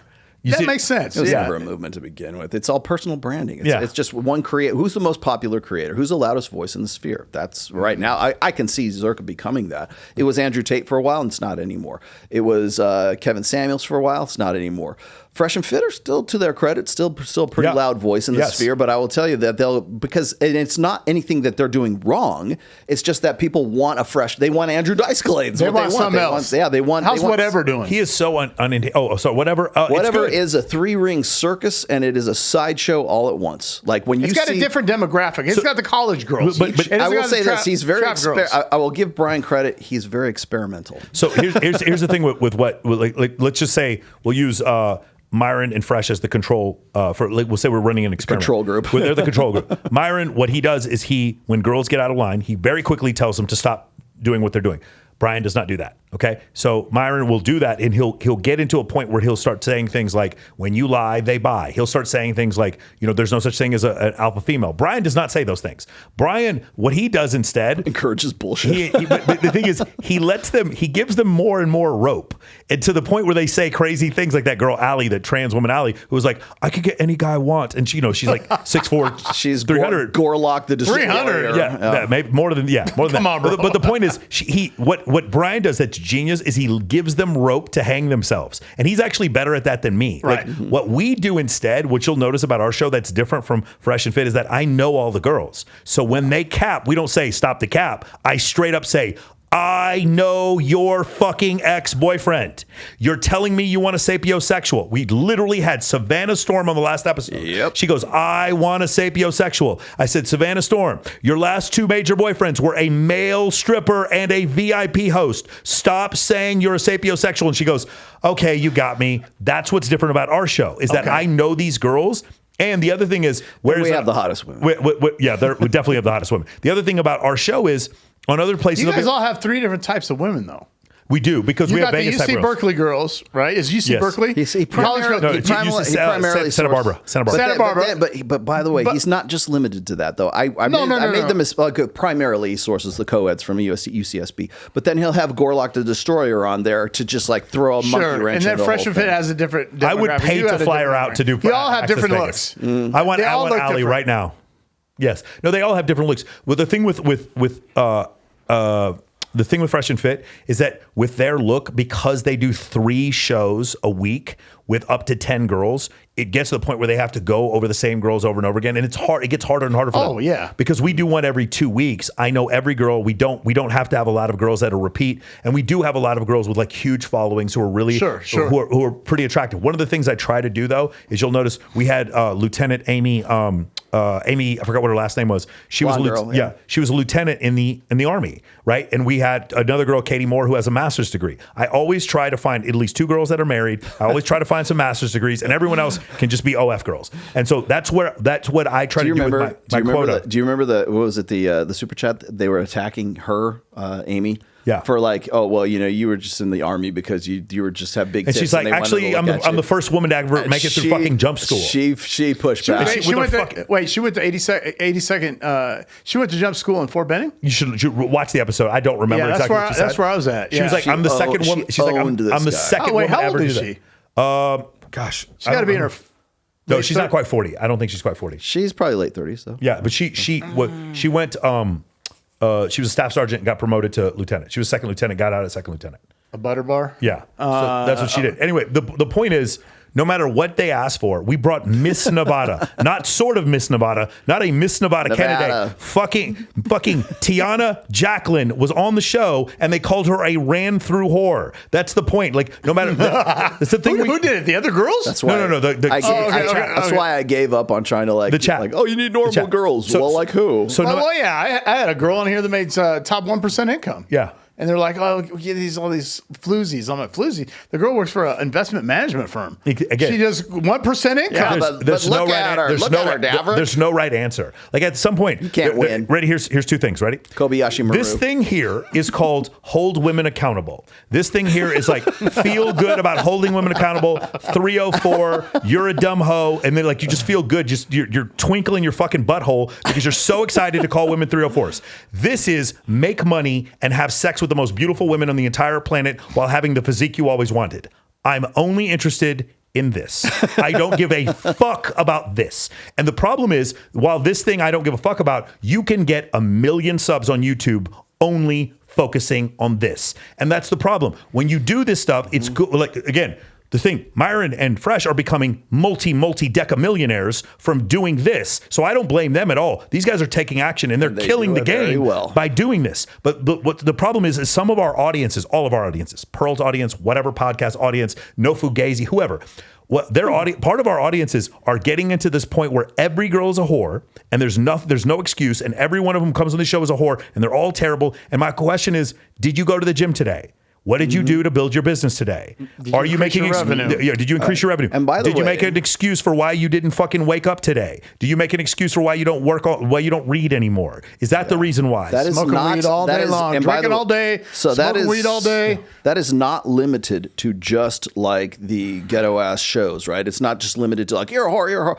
It's also a guy like Michael Knowles who comes from like what's the Blaze or Daily Wire, comes to whatever podcast and does essentially the same thing, only he does it with a Bible in his hand. You're not living right. You're not living standards that Jesus said you should live to, and blah, blah, blah. And he'll do essentially the same thing that you were just talking about. He'll just do it with a suit and a tie, better dressed, more well-spoken. Different audience. It's Jesus smuggling and bringing a Bible in there and doing exactly the same thing 100%. and wagging a finger at these guys, doing exactly the same thing. And I will guarantee you that you will see more of that in the future. We are probably about 2 months, 3 months away from a Daily Wire, a Blaze, or a PragerU new show that does exactly that. Because that show that when he went on whatever podcast, that got huge numbers for them. Yeah. So I can see like a more like conservative, like TradCon leaning podcast. They don't have the show yet, but they will. They will. Trust me, they will. I see it. Yeah, it'll be on Twitter. If you're by the way, get me to do it for you. That'd be great to have you guys doing that. Yeah. Rollo. I have one concept. I could make that work so well. I have one concept, and I'm curious what you guys think about this. It's something I've been thinking about for a while because my apartment is filled with women every weekend. I'm not trying to say this to brag. It's just there's always girls. It really is. I went over there and it smelled like sex in that room. There's just like for EDC, there's like 7 girls in my bedroom, like getting ready. My place is always filled with girls. So sometimes cats. We'll get cats. Lots of cats. I know where you're going with this, but go ahead. So we're sitting. We're like I'll be laying in bed with my girlfriend, and other girls will be there, and they'll just be talking about whatever. And it's really funny to listen to them because it's very clear to me. Just follow me with this for a second. That women in general, and especially attractive women, don't believe that male self-help is real. They actually don't think it's real. They think it's this cute thing where guys like me and Wes Watson and Bradley are just tricking guys into paying us money in order to improve themselves. No, we know it's real. But I think that women, because again, what is female self-help? I went through puberty, I turned 22 and I was hot. That's female self-help. But for us, it's just when I listen to these women talk about like the guys they're into, it's like, if you come up and talk to me, if you're just hot, then I'll have sex with you because you're hot. I don't give a fuck about anything else. And I'm like, But that's not true. I watch these guys that you end up sleeping with, and they've put so much work into themselves to get to this point. And it just reminds me of the Rich Cooper quote, which is, women do not care about your struggle. They wait at the finish line and they fuck the winners. And your struggle, part of your struggle is self-help. Part of your struggle is the fact that you went through and you read The One Thing by Gary Keller. You read The E-Myth Revisited. You read How to Win Friends and Influence People. You sat there Power year, Positive. Power Positive. You read The Winner Effect. You read all these books, The Evolution of Desire, and you improved yourself. You went to the gym every day. You got your money up. You did all these things. For women, I truly believe that they don't think this is real. I truly believe that they think that the fate just came in and sprinkled some fairy dust on a guy named Chad that you just walked into, and that's the only guy. Because when I show them, I have one client. Just gets it. I have one client who's 5 feet tall. And this guy's surrounded by hot women all the time because my program works, MOAmentoring.com. But he's 5 feet tall. And when I explain to my girlfriend, hey, he actually gets a lot of women, she can't conceive of it. She can't conceive of it. But he did so much work on himself. He reads so much. He's in the gym all the time. He's got a thriving real estate business. And he throws parties with 200-300 girls. What are those guys selling Sunset? Have you seen those guys? Yeah. They're like 5'4", 5'3". Selling Orange County, one of the girls came on my show. Yeah.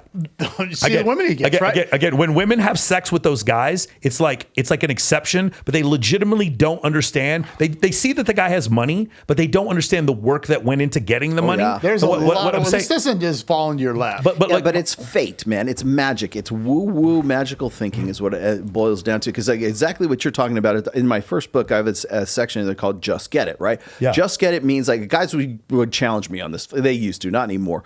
But they would say like, oh, so you're saying we have to read women's minds. I go, no, you just have to get it, because women will say, he just gets me. Why can't men just get it? Right? That was their whole thing. I'm like, okay, why are women saying this? The reason is that they want the complete package. They want a turnkey relationship. They want a guy who just gets it. And a guy that has to be told to be masculine, has to go to school, has to learn all these tricks, has to go to pickup artistry school, has to go to like Mr. Man school, right? He has to learn all this stuff. And you got to fail forward. The problem is if a woman finds out that you spent all this time learning to be who you are and learning how to be masculine, that's disingenuous. Yes. Because the guy who she wants to fuck and she wants to have babies with and she wants to have a perfect life with, he doesn't have to go to any of that. He's already naturally, descended from heaven, and he knows how to do that. He just gets it. You might have the looks. Right. But you have to acquire the skill set. Yes. You have to acquire the weapons. Which is exactly why I tell guys. You have to get, how many no's do we have to go through, Michael? Never tell women about the red pill. Never tell them that you are reading my book. Never tell them that you had to go to MOA to become a better man, the best version of yourself. They think it's so because cute. They want to think that fate smiled upon them and he walked in the door and he was this perfect guy just because that's how God made him. It's like, no, he had to earn all that. He had to build all that. He had to do all that. We have battle scars, bro. So one of the things, a couple of things happened. A couple of my clients went up to my girlfriend and they were like crying. They were like, I can't believe how much Michael changed my life. And it's like, she started to kind of get it. She was like, wait, this stuff actually fucking works? Really? Like they just don't, because my girlfriend is so pretty. She doesn't grasp that this stuff works. But I'll give you the ultimate proof of what I'm saying. If you're a gentleman out there and you've ever dated a bisexual woman and you guys have threesomes, one of the things that will happen is your girlfriend, in her estimation, the first time you guys had sex, she thinks it just happened. Mm-hmm. She doesn't realize that you had already called for the reservation at Mastro's, that you had, your car was clean, detailed beforehand, that you knew where the valet was, that you had you did everything. She has no idea all the work you put into it. Your magical sex was the product of planning D-Day. Yes. And then, so when the two of you go and try to have a threesome, she's like, well, I don't want to plan anything. I just want to let it just happen. You're like, no. Listen to me. Do you remember our first date? You're like, yeah. And then you just go over all these steps on all the things you had to do to make it work. And you explain to the girls, like, if we don't plan this out, it's not going to happen, because you still think this was magical. But once you're on my side of this and we're bringing women home, you're going to come to the realization that is not the truth. And then once they see it and they're like, oh, you're right. I see what you're saying. We have to get rid of that weird dude who's chasing her down. We actually have to make sure she rides with us back to the apartment. We actually have to make sure that if she likes vodka instead of tequila, we have what she not wants. as spontaneous as we you have think to it make is. sure we have to do all these things to make her feel comfortable. You have to plan it out. Yeah, exactly. You have to plan it out. Exactly. Right? You have to plan None of that shit just happens. Yeah, but the girl it doesn't happen. But the girl doesn't grasp that at first. She thinks because it just happened for her that it's just going to happen when you pull another girl home. And then once she comes to that realization, she's like, "Oh fuck! Oh, now I understand. That's why we have this incredibly comfortable house that's right next to the strip. Oh, now I get it." But the thing is, that's what I'm talking about. Male self-help to really attractive women doesn't even exist. It's not even a real. The way we look at astrology is how attractive women look at male self-help. It's not even real, except for one thing: money. They do believe if you get more money, you'll get hotter girls. But other than that, they do not believe. But even then, you can come into Vegas with a lot of money, and a girl's just going to see you in the hotel. You have no status at that point. You still got to prove yourself. You still have to have skills. Yes. You still got to have this power of the spoken word. You got to at the very least the perception. From our 100%. From our standpoint, of course, we know male self-help works. Of course, we know 100%. That. My point is, from their standpoint, it's not even. It's like trying to explain to a fish what water is. They don't even know that it exists. They literally think every time they fucked Kyler or Chad, that they did so because he just magically, due to fate, happened to look and act and behave that way, and was that level of mature just automatically. They don't understand the fucking tens of thousands of hours that went into that man to make him those things, and they don't fucking care because they don't have any reason to care because female self-help is a personal trainer. That's why it's so different for them. Like they don't have the same. A plastic surgeon. That's what female self-help is. 100%. And so, I'm sorry, as far as sexual market value, I'm not talking about if you're trying to run a real estate agency, it's totally different. Your personal self-worth and your sexual market value. Total market value. Yeah, exactly. I talk about that. Yes. Total market value versus sexual market value versus internal self-worth for a men are the same thing. The fact that Thank you. Yes. Thank you. They're the same thing. For a woman, they are two different things. I have some female friends that are absolutely some of the most accomplished, wonderful women I've ever met in my life, and I would never stick my dick in them because they're fucking crazy and they're so goddamn bossy. But I love them as people, and I will go to their funeral and I will go to their wedding, but I am not interested in dating them. And then there's other women who have incredibly high sexual market value, and they bring me peace. They're incredibly fun to hang out with. They make my life easier, and they pull in the same direction as me. These are two different types of women. For men, it's the same thing. My leadership qualities, my ability to make money, and my physique give me higher personal self-worth and higher sexual market value. For women, they're two different things. Hear me out. I got another addendum to this. Okay. So when you're talking about how women think that men just simply are just magically become high value, right? It's astrology, right? But we know, especially in this sphere, that it takes a lot of hard work, a lot of planning, like planning the D-Day invasion just so you can have sex with this chick, right? There's so much backstory and so much complicated, complex, networking that has to go on, whatever the planning is. Now, you're that guy. You're the dude who makes X amount of dollars. You are 6 foot tall. You're Justin Waller. You've got, your own business. You've basically become the best version of yourself that you can be at that particular time anyways. You're on top of your game. You put in the work. You're a high value dude. And along comes a guy who looks like mystery, and he comes and swoops your chick because the chick is more enamored with the perception of a guy who can ape the behaviors and the perception of a high value guy. If you want to know why guys who are like in the motivation / success / build yourself up kind of, the male empowerment kind of stuff. You want to know why they get so pissed off and they demonize guys who are pickup artists is because they do it and they do the perception better than the guys do, and they didn't have to earn it. They didn't have to spend most of their lives building their business. False signals. You're talking about the fake watch and the rented Lambo. And the thing is it reminds the guy who is authentically high value that a guy who can successfully present that perception can still fuck the chick that you spent all these hours planning D-Day to get into her pants. That's you want to know that's what pisses off a lot of guys who are presenting this. Be the best version of yourself that you can be. Right. So the be the best version guy, a lot of times you will lose to Brock the bartender because Brock the bartender has created this incredible logistical situation where at the end of the night he's surrounded by a bunch of drunk, horny women, and so he ends up sleeping with your girlfriend. Oops, that's your girl. I'm sorry. Like that's essentially what's your girlfriend. Right. Let me add one more thing. I got to hedge my bets here because people are going to say, "Well, Rollo doesn't know that those pickup artists are fake, and as soon as that chick finds out who he really is, then they're gonna dump him, and he's gonna be in a world of hurt." And it's like, you know what? The guy who just got laid, he what he says, Don't care, got laid. That's all that matters. But I will say this, because I have a little bit, I have a lot of exposure to that. They're right. That community. But don't care, got laid. I will say the club promoter, the guy who managed the strip club, the male nurse who works with 40 other women, those guys, the VIP hosts, those guys get laid more as a percentage than pickup artists. Because they have accessibility. Well, no, because pickup artistry in a great amount, in a multitude of ways, pickup artistry was completely fucking wrong. They just didn't know what they were doing. If you just watch guys, if you had two choices. But they also had accessibility to all those women 24/7. Yeah, but that's the reason why. Because pickup artists, the three things that they messed up on: one, they didn't understand how women give you access to more women. Number two, they don't understand logistics. And number three, they completely overlooked social media when it was going on. When social media was taking off, all those pickup artists, they completely ignored. They made fun of it. I'll show you videos where huge PUAs were making fun of Snapchat because no, cold approach or die. Only cold approach. That's all they would do. Yep. Women do not really grasp male self-improvement. They don't grasp the work that goes into what we do. And again, because they just keep having sex. When you ask a woman, why'd you have sex with a guy? Was it because he started doing 100 push-ups a day? Was it because he fixed his Amazon FBA business? Was it because he read a bunch of books and figured out how to do copywriting? Was it because he figured out how to use ChatGPT, or because he was a coder? Is the reason why you're dating him is because he read a ton of books to help him with meditation and help him with gratitude and present moment awareness? Is that the reason why you dated him? You dated him because he became more mature? You dated him because he was better with women? Or did you have chemistry?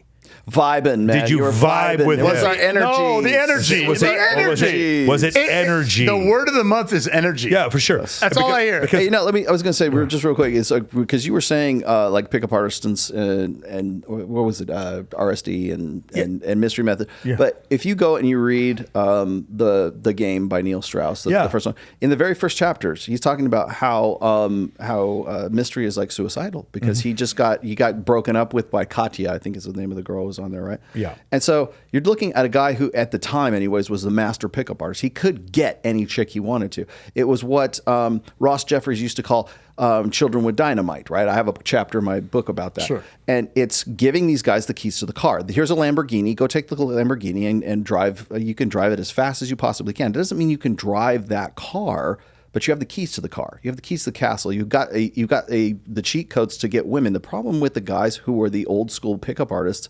of back, the guys who were really, really good at game and it really worked for them, they were blue pill, but they could pick up chicks. They were masters at aping the behavior. Like I was saying before, a guy who can come in, ape the behaviors of a guy who has spent the better part of his life building himself up to be what he is. That guy can just simply ape those behaviors, get that look, and get the perception. Fuck your chick and be gone. Bezos. That's why. It's technically it's a variation of a sneaky fucker game. But the thing is that those guys were blue pill, so that when they did get with the girl, then they got their hearts crushed because that girl would not do what they wanted them to do, or would not live up to the soulmate mythology that they thought they could use their pickup skills to actually to meet. Because there was no red pill back then; it was just game at that time. I've never told you the story. So Eric and I are friends, Mystery, and this first time we hung out. I think we were in Dallas together.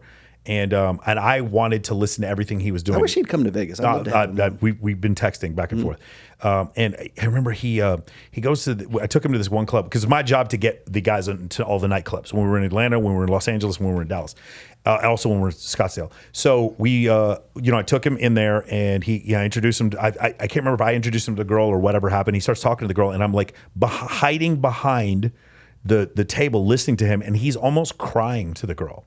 He is so incredibly fucking expressive, and the girl is just falling, she's just getting so sucked in. It's just like an acting routine. It was just unbelievable. And he pulled a threesome right in front of us. It was totally genuine. I'm telling you, he was great.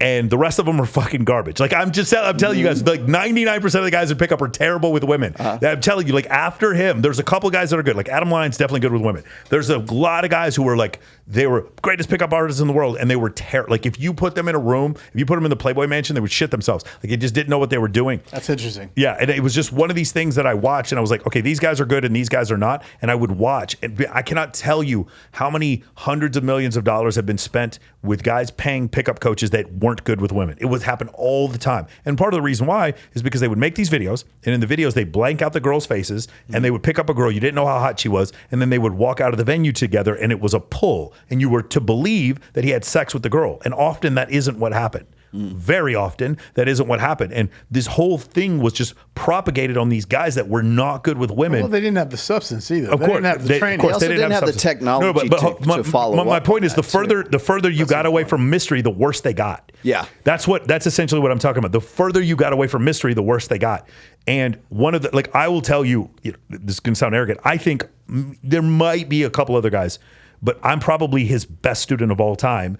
And the reason why was because I only paid attention to what worked. Now, I'm in a happy relationship right now.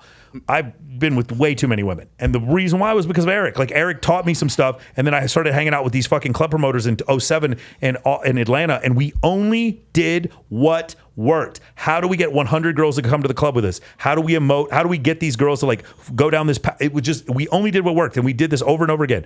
And that was the funny thing about it. And then afterwards, this about around 2010, 2011, this pickup industry just pops up. And there's one guy named Mike Long, who was like a copywriter. The guy just starts like, he everything was, these 5 words get you threesomes with strippers in 2 seconds and all this kind of shit. And the whole fucking industry, We'll sell a can of the whole industry just became terrible after. It just became nothing but one sales pitch after another. After you've done it and you get older, you're like, okay, I've been there, done that. Yeah. Now I want some more quality. Like you said, I have a girlfriend, you have a girlfriend. Yeah. But we know that skill's available. We've been there, we've done that. We went through the trenches. And to Rollo's point, like, building yourself up and having the skill set, right, and the technology, because back then we had pagers. That was our technology. What helped them back then was that there was no social media. When social media came, what it did was it allowed, like, when I'm in a club with a girl, I'm what she sees. I'm in front of her. I'm what she sees. When I'm in a club with a girl, she goes to the bathroom, she goes on her Instagram. Now her ex is DMing her. There's like a party over here that she's seeing a live stream of, and there's a celebrity in her DMs. So what happened was this thing where pickup was kind of working before because there wasn't social media as a distraction. It's gone now, and the people who are doing pickup is like attraction 1.0, and then the new technology came out and they didn't adapt. But because they go through men of action, they go through training courses, build themselves up. Yes. To your point, if you're not a part of something and building yourself up or falling forward, failing, getting the nose, you're not going to get that success. Yeah. And so it's not just like you said about the basics. You got to go through the training. Well, I like what you said about the distraction part, because clearly I come from a different generation. Yes. When I was single before I met my wife and all that, I mean, in my quote unquote rock star 20s, from the late 80s into the early 90s, I learned what worked for me. So I would never say, "Oh, grow your hair out and join a band and go and live in Hollywood and do your thing." Right? That's like, it's silly and stupid for me to say something like that. However, the fundamentals are still there. Like the underlying like human nature and intersectional dynamics was the same in 1989 as it is in 2023. It's just that we do things different. The context is different, and the distractions are different right now too. So I didn't have to worry about a girl being distracted by her cell phone when I'm playing a gig at at Gazzari's and fucking Hollywood. Cell phone, right? fucking cell phone. But here's the thing you learn in MOA. What you learn to do is you start doing these games with the cell phone. You pick up your cell phone, you have a big fucking light on there, you get all the girls to get in there, and then I'm literally be at clubs texting girls memes while I'm sitting next to them. So if they're going to be on their phone anyway, they're going to be on their phone paying attention to me. Right. That's one thing I learned to do. I started making these IG stories and they're like, tag me in that video or tag me in that story. So now I can't get them off their fucking phone. But what I'm going to do is when they're on their phone, they're going to be obsessed with me and my Instagram. It's called female attention necessity disorder. That's exactly what you do. That's how I figured out how to defeat that shit. They will fall apart if you take that phone from them. Yeah. You see me do it all the time. Everybody, my birthday, when they hit me in the face with a cake, everyone had their phone out. I was like, okay, everyone tag me in that. So it's fine. If you want to do... they're distracted, but they're distracted with you. They're distracted with me. They're distracted with me. That's the trick. MOAmentoring.com if you want to learn that. Right on, man. Use my link. Well, I know we got to end this. I appreciate you guys coming out. Definitely want to be on your show again, get you guys involved, get some people out here. Anything else you want to add, Rollo? No, but you're going to see a shitstorm in your comments right after this, I guarantee. Michael, thank you, brother. Thank you. Listen, I want to let you guys know something. We've kind of switched things up a little bit. I have a free school server.